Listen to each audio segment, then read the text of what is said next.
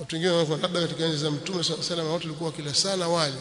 Hapana, wali ulikuja baadaye, na ni katika chakula kinachopendwa sana na majini. Mnakumbuka tulisoma kwa sura al-Jinn hapa tulisoma hapo kwenye darasa, nakumbuka tulikuwa tukisoma sura al-Jinn.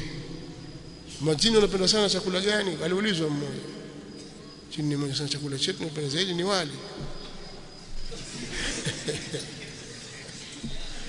Wali ni mtihani kweli.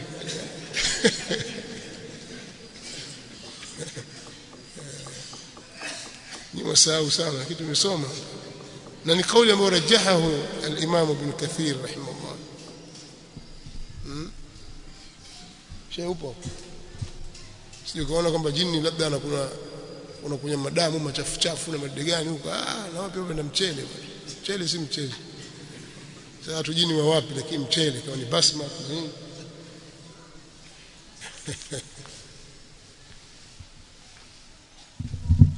Rejeeni ile jambo tulisoma sisi katika sura al-Jinn. Kwa hiyo chakula ambacho ni aghlabu katika mji watu wanachokipenda wanachokila katika siku ile ya Eid, basi kitolewe chakula hicho.